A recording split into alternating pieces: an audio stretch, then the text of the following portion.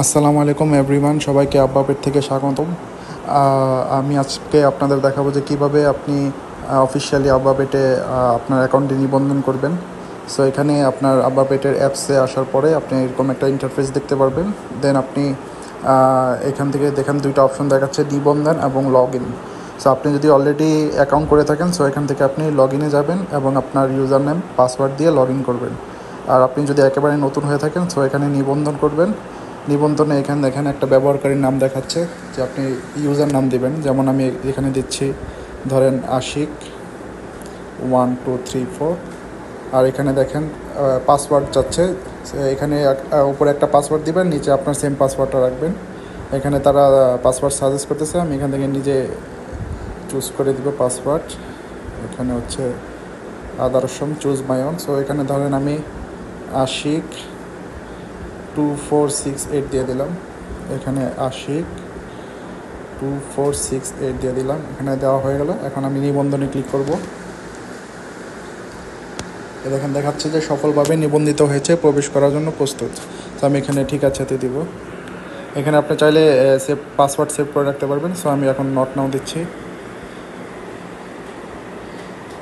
So আপনার log in করার পর এরকম একটা ইন্টারফেস আসবে। আর এখানে আপনি সাইডে একটি 3 ডট দেখতে পারবেন। এখানে ক্লিক করলে আপনি দেখতে পারবেন উপরে আপনার নাম দেখাচ্ছে, আর এখানে বিভিন্ন অপশন আছে। তো এখন আমি আপনাদের দেখাবো যে কিভাবে আপনি আপনার অ্যাকাউন্টটি সুরক্ষিত করবেন। সো এখানে থেকে আপনি সদস্যতে যাবেন। যাওয়ার পর এখানে দেখবেন যে সুরক্ষা কেন্দ্র, এই সুরক্ষা কেন্দ্রতে যাবেন। যাওয়ার পর এখানে দেখতে পাচ্ছেন অনেকগুলা অপশন দেখাচ্ছে, ব্যক্তিগত তথ্য, লগ ইন পাসওয়ার্ড পরিবর্তন, অ্যাকাউন্ট যাচাইকরণ, লেনদেন পাসওয়ার্ড, আরও বিভিন্ন অপশন দেখাচ্ছে। তো এখান থেকে আপনি আপনার ইনফরমেশনগুলো দিয়ে দিবেন। ঠিক আছে, এখানে মেন জিনিসটা হচ্ছে আপনার হচ্ছে এই যে এই আইডি কার্ডের সামনের পার্ট এবং পিছনের পার্ট। যেটা হচ্ছে সামনের পার্ট, এটা হচ্ছে পিছনের পার্ট, এটি দিয়ে দিবেন।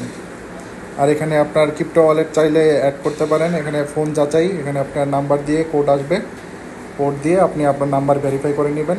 তো এইভাবে আপনার অ্যাকাউন্টটি ভেরিফাই হয়ে যাবে। আর এখন দেখাচ্ছি আপনি কীভাবে জমা করবেন। তো জমাতে ক্লিক করবেন। জমাতে ক্লিক করে এখানে দেখেন নগদ, উপায়, রকেট, বিকাশ দেখাচ্ছে। এখান থেকে আপনি আপনার পছন্দ মতো ওয়ালেট সিলেক্ট করে আপনি জমা দিতে পারবেন। আর উত্তোলনের ক্ষেত্রে আপনার এখানে মোবাইল নাম্বার যাচাই দেখাচ্ছে, যেহেতু আমি পূর্বে দেখিয়েছি আপনাদের যে মোবাইল নাম্বার আপনি যাচাই করে নেবেন। সো এখানে মোবাইল নাম্বার যাচাই করার জন্য বলছে, তো আপনি এটা যাচাই করে নেবেন। আর হচ্ছে এখানে উত্তোলনে গিয়ে এখানে ই ওয়ালেট দেখাচ্ছে, ই ওয়ালেট থেকে গিয়ে এই যে এখানে ই ওয়ালেট দেখাচ্ছে, ই ওয়ালেটে গিয়ে আপনি আপনার বিকাশ এবং নগদ অ্যাকাউন্টটি অথবা রকেট অ্যাকাউন্ট যেটাই হোক আপনি এটি অ্যাড করে নেবেন।